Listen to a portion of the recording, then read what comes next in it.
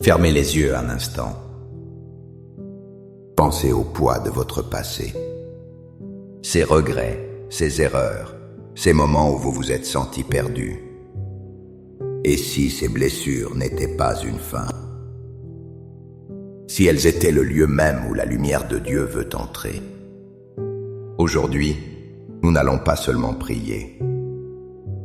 Nous allons inviter Jésus, dans le Saint-Sacrement, à marcher avec nous dans nos souvenirs, pour transformer nos cicatrices en témoignages de sa tendresse infinie. Sa miséricorde n'efface pas le passé. Elle lui donne un sens nouveau, un sens d'amour. Et vous, quel est le moment de votre vie où vous avez le plus ressenti la miséricorde de Dieu? Partagez-le dans les commentaires. Votre témoignage peut éclairer quelqu'un. Qu'est-ce que cela signifie pour vous de relire sa vie à la lumière de sa miséricorde? Ensemble, créons une chaîne de prière et d'espérance. 5 minutes avec Jésus au Saint-Sacrement. Relire sa vie à la lumière de sa miséricorde. Au nom du Père, et du Fils, et du Saint-Esprit. Amen. Mon Jésus au Saint-Sacrement, mon doux amour et ma consolation, qui pourrait t'aimer au point de mourir d'amour pour toi. Béni et loué soit Jésus au très saint sacrement de l'autel. Qu'il soit à jamais béni, loué et adoré. Béni et loué soit Jésus au très saint sacrement de l'autel. Qu'il soit à jamais béni, loué et adoré. Béni et loué soit Jésus au très saint sacrement de l'autel. Qu'il soit à jamais béni, loué et adoré. Cher Jésus, prisonnier d'amour, abandonné et oublié dans tant de tabernacles, ce bon Jésus qui attend ardemment notre visite et implore un geste d'amour de l'humanité. Seigneur du tabernacle, augmente ma foi. Seigneur de la miséricorde, rends-moi miséricordieux. Seigneur de la vérité, guide mes pas sur le chemin du bien. Seigneur du tabernacle, fais que je t'aime toujours plus. Je me souviens d'une période de ma vie où je me sentais complètement perdu. Chaque chemin semblait une impasse. Je me sentais comme une seule brebis, égaré loin du troupeau, seul dans le froid. Je croyais que Dieu m'avait oublié, trop occupé avec ceux qui étaient restés fidèles. Mais c'est dans le silence d'une église, devant le tabernacle, que j'ai compris qu'il me cherchait. Il ne m'avait jamais abandonné. Cette prise de conscience m'a rappelé les paroles de Jésus dans l'évangile de Luc, chapitre 15, versets 4 à 7. Quel homme d'entre vous, s'il a 100 brebis et qu'il en perd une, ne laisse les 99 autres dans le désert pour aller après celle qui est perdue, jusqu'à ce qu'il la retrouve? Et quand il l'a retrouvée, il la met sur ses épaules, tout joyeux, et de retour chez lui, il rassemble ses amis et ses voisins pour leur dire « Réjouissez-vous avec moi, car j'ai retrouvé ma brebis, celle qui était perdue. » Je vous le dis, c'est ainsi qu'il y aura de la joie dans le ciel pour un seul pécheur qui se convertit, plus que pour 99 justes qui n'ont pas besoin de conversion. Cette parole est une déclaration d'amour bouleversante. Elle nous révèle un Dieu qui n'est pas un simple comptable. Il n'est pas satisfait par la majorité. Son cœur brûle pour chaque individu, surtout pour celui qui est loin. Relire sa vie à cette lumière, c'est comprendre que nos égarements ne provoquent pas sa colère. Ils provoquent sa quête passionnée. Il quitte tout pour nous retrouver. L'Eucharistie devient alors ce moment incroyable. C'est le bon pasteur qui nous retrouve enfin. Il nous prend sur ses épaules pour nous ramener à la maison. Il nous guérit et nous nourrit de sa propre vie. Nos fautes ne plus une honte, mais l'occasion de sa plus grande joie. Seigneur Jésus, je t'offre le peu que j'ai, mon temps, mes talents et mes efforts. sachant qu'entre tes mains tout se multiplie. Aide-moi à faire confiance à ta providence, à ne pas craindre lorsque mes ressources semblent rares, et à me souvenir toujours que c'est toi qui pourvois avec générosité. Apprends-moi à être comme cet enfant qui a donné ce qu'il avait avec foi, et à partager avec les autres, en ayant confiance que dans ton amour, nous ne manquerons jamais de rien. Amen. Seigneur, je repense à cette faute qui m'a longtemps hanté. Une erreur du passé qui revenait comme un fantôme.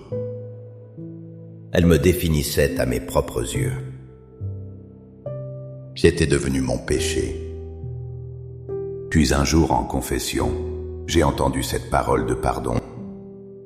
C'était comme si on ouvrait une fenêtre dans une pièce fermée depuis des années. La lumière est entrée.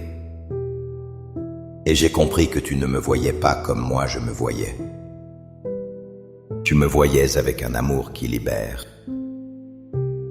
C'est exactement ce que tu as fait pour la femme adultère, comme le rapporte l'évangile de Jean, chapitre 8, versets 10 et 11. Se relevant alors, Jésus lui dit, « Femme, où sont-ils donc? Personne ne t'a condamné. » Elle répondit, « Personne, Seigneur. » Et Jésus lui dit, « Moi non plus je ne te condamne pas. Va, et désormais ne pêche plus. » Seigneur, cette parole est une révolution. Face à la haine et au jugement des hommes, tu offres le pardon. Tu ne minimises pas la faute, mais tu sépares la faute du pécheur. Tu vois la personne, sa dignité, son désir de vivre. Quand nous venons devant toi dans le Saint-Sacrement, nous sommes comme cette femme. Nous sommes entourés par les accusateurs, nos doutes, nos peurs, nos propres jugements. Mais tu te penches vers nous. Tu écris dans le sable de notre histoire une nouvelle parole. Une parole de miséricorde. Je ne te condamne pas. C'est la plus belle phrase que notre cœur puisse entendre. Tu ne nous enfermes pas dans notre passé. Tu nous ouvres un avenir. Tu nous invites à nous relever et à marcher dans une vie nouvelle. Accorde-moi la foi de dépendre toujours de ton amour providentiel. Dans les cieux et sur la terre, sois loué à jamais le cœur aimant de Jésus au Saint-Sacrement. Louons et rendons grâce à chaque instant au très saint et divin sacrement.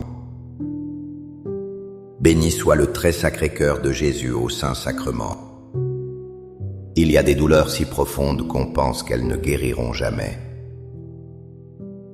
Des trahisons, des deuils, des maladies.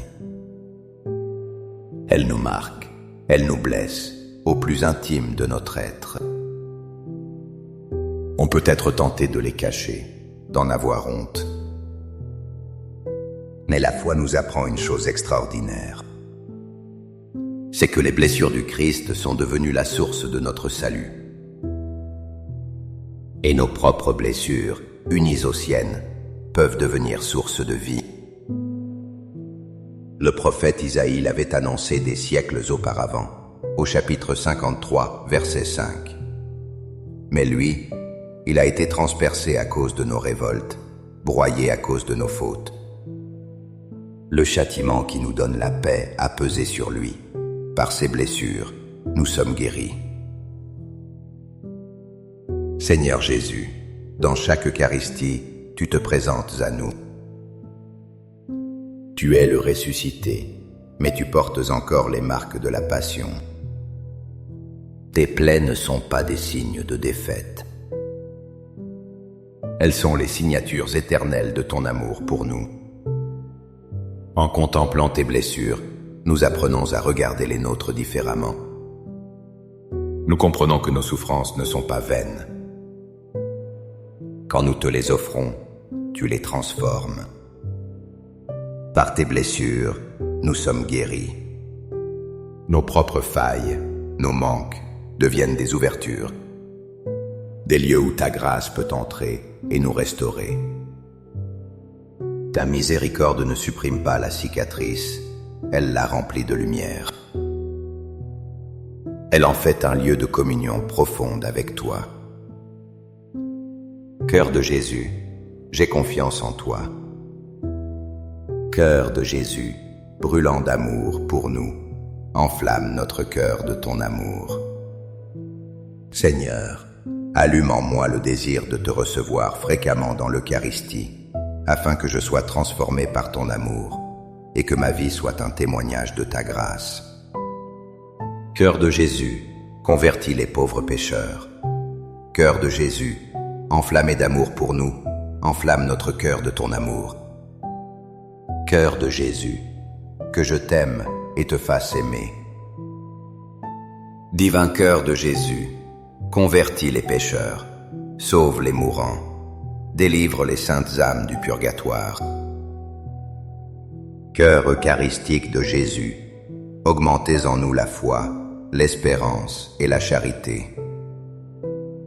Très sacré cœur de Jésus, aie pitié de nous. Doux cœur de Jésus, sois mon amour. Doux cœur de Jésus, aie pitié de nous et de nos frères égarés. Doux cœur de mon Jésus, fais que je t'aime toujours plus. Gloire, amour et gratitude au Sacré-Cœur de Jésus.